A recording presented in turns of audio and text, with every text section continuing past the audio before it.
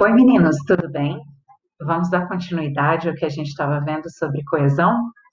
Para a nossa aula de hoje, a gente vai falar sobre coesão sequencial.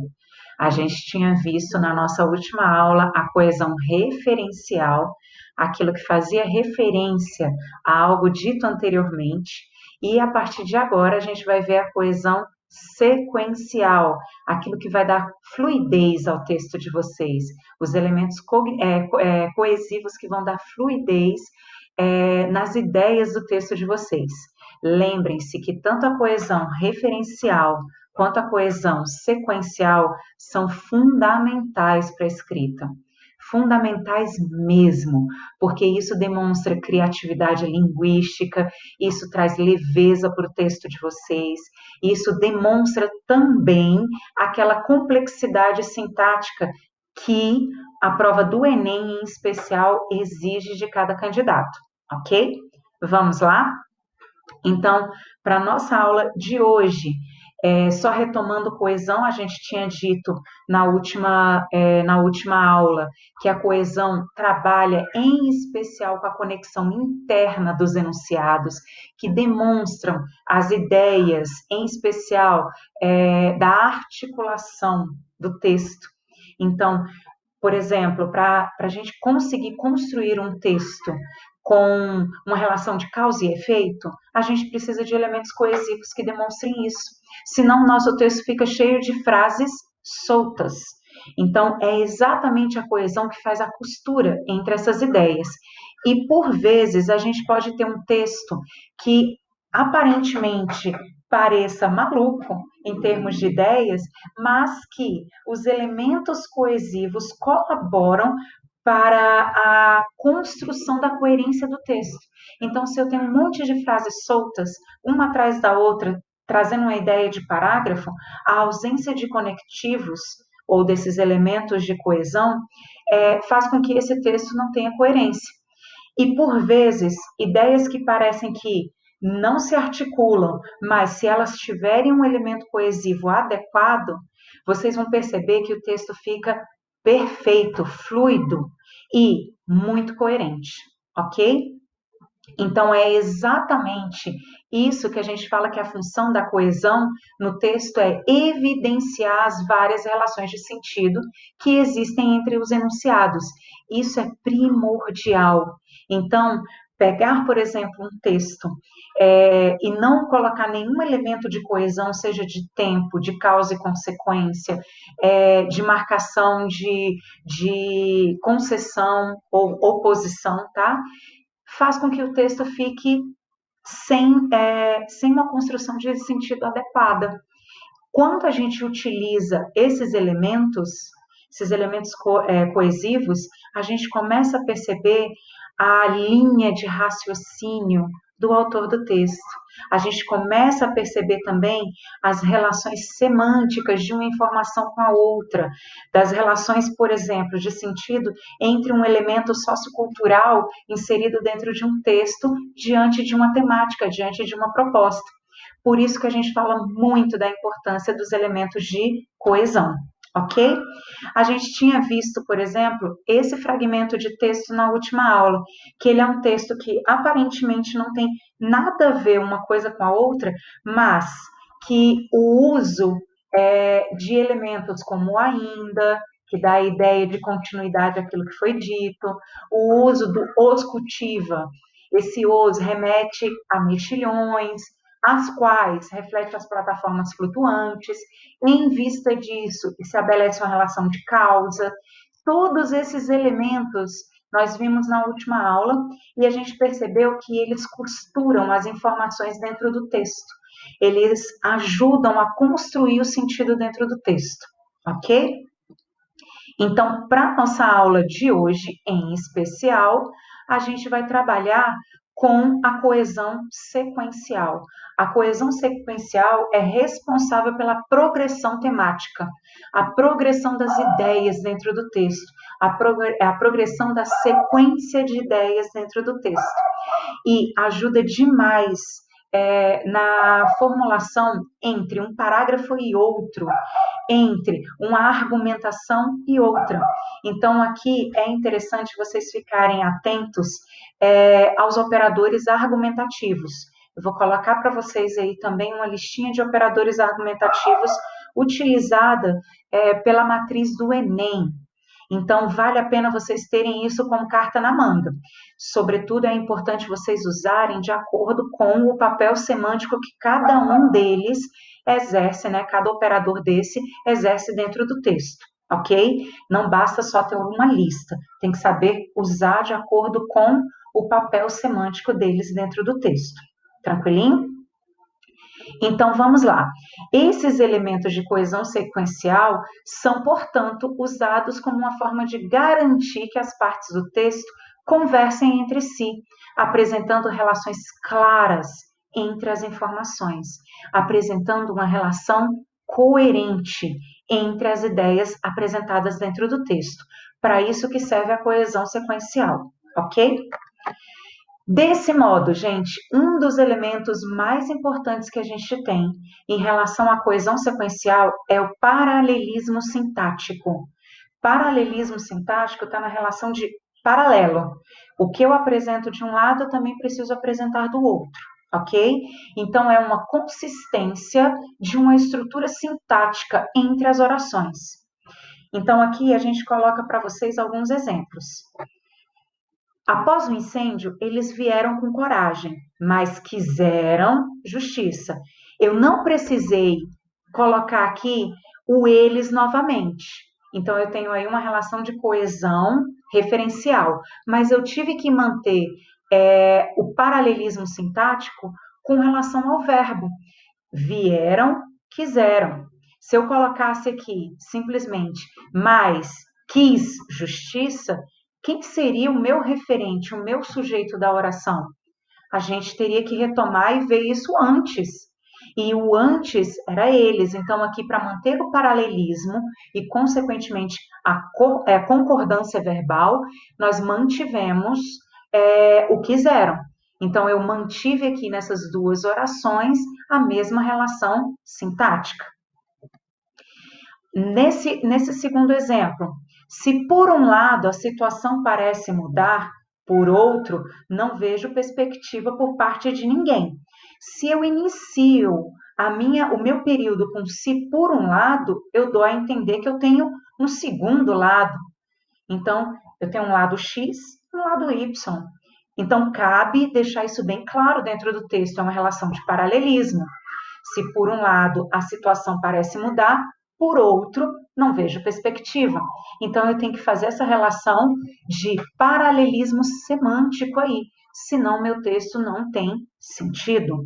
Se eu tirasse esse por outro lado, esse por outro, eu ficaria sem o paralelismo. Percebam, se por um lado a situação parece mudar, não vejo perspectiva por parte de ninguém. Uai, como assim? Então, eu tenho que deixar claro que, por um lado, há mudança, por outro, não há perspectiva, ok? Recorrência do mesmo conteúdo semântico. Olha esse fragmento juntinho comigo. A chamada abolição da escravatura, que encerrou o regime escravagista em curso no Brasil, aconteceu há pouco tempo em escala histórica, isto é, há 131 anos.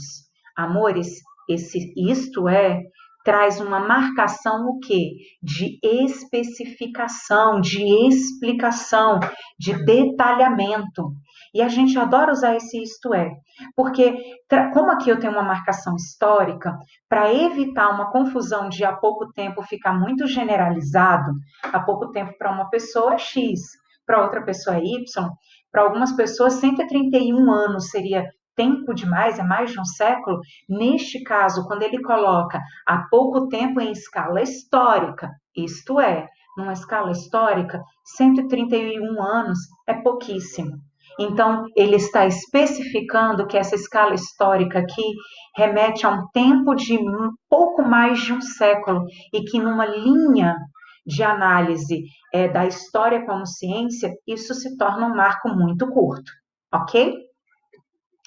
Manutenção temática. Esse é lindo e maravilhoso. Guardem esse na cartola de vocês, assim, na manga, ok? Uso de termos do mesmo campo lexical, do mesmo campo de vocabulário. Isso evita, inclusive, repetição vocabular, ok? É uma dica muito boa aí. A culinária nordestina tem despertado a atenção de chefes internacionais. O arroz com capote piauiense já pode ser encontrado em mesas francesas. O acarajé baiano faz sucesso no Japão. A peixada maranhense conquistou o paladar dos argentinos. Percebam uma coisa, gente. Esses três elementos que estão em destaque remetem ao mesmo campo lexical, que seria culinária nordestina. Arroz de capote piauiense, Piauí está lá no Nordeste, acarajé baiano, também no Nordeste, peixada maranhense, também no Nordeste. E culinária, arroz com capote, acarajé, peixada. Tudo está no campo da culinária. E o piauiense, baiano e maranhense, tudo no campo nordestino. E os chefes internacionais estão aqui em mesas francesas, japonesas e argentinas. Então, eu tenho um paralelismo de manutenção temática. Eu estou fazendo referência àquilo que foi dito anteriormente e, ao mesmo tempo, eu estou mantendo uma linha de assunto, uma linha de conteúdo, essa manutenção temática que a gente designa, ok? Tranquilinho por enquanto? Encadeamento por justa posição. Amores, isso daqui é, assim, a sacada para aquilo que a gente fala de criatividade e complexidade sintática, ok? Fiquem atentos que, na maioria das vezes, vocês acabam errando uma questão muito mais pautada na pontuação, muito mais pautada em justapor esses elementos, ok? Orações subordinadas, geralmente adverbiais e adjetivas. Só lembrando uma coisa, se você escreve bastante, principalmente com orações adjetivas explicativas, e 30 linhas para você parece pouco, fique atento para não utilizar tantas orações subordinadas adjetivas explicativas, porque você pode ficar aí no sufoco para poder fechar o seu texto em 30 linhas, ok? As restritivas, as adjetivas restritivas são extremamente bem-vindas e as adverbiais, devido à sua complexidade de sentidos de sentido e de sintaxe, sempre são bem-vindas. A democracia tem sido constantemente ameaçada, sem contar o aumento da desigualdade não só social no Brasil, mas também em outros países da América do Sul. Percebam que aqui até então eu tenho orações coordenadas. Fazendo um balanço de todos os agravantes que foram discutidos sobre essa importante questão, esse fazendo um balanço, amores, inicia uma oração subordinada adverbial causal de causa reduzida de gerúndio. Ao fazermos um balanço sobre os agravantes que foram discutidos sobre essa importante questão, a solução mais plausível é tananã, tananã. Eu posso fazer esse encadeamento por justa posição, porque esse fazendo um balanço retoma aquilo que foi dito anteriormente em relação à democracia e o aumento da desigualdade no Brasil, e ao mesmo tempo aquilo que seria plausível na contemporaneidade, a solução daquilo que seria plausível para diminuir essa desigualdade social. E isso seria uma relação de causa e consequência, o que ficaria belíssimo dentro do texto.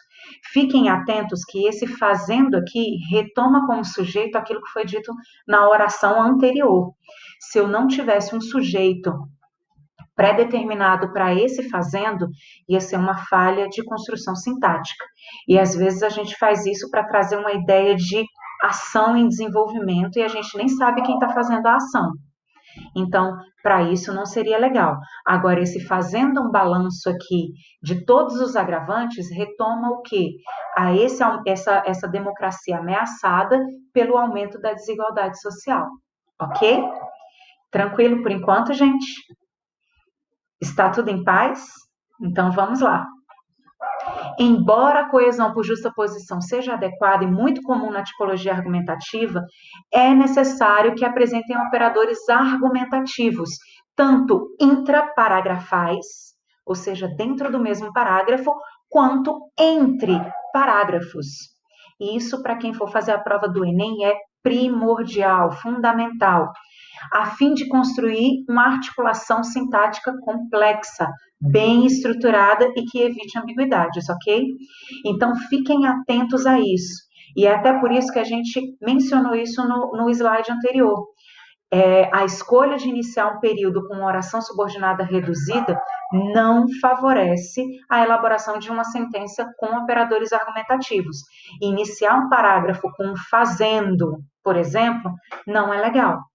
Dentro do texto, pode ser que fique bacana. Agora, iniciando um parágrafo, dá margem para oralidade.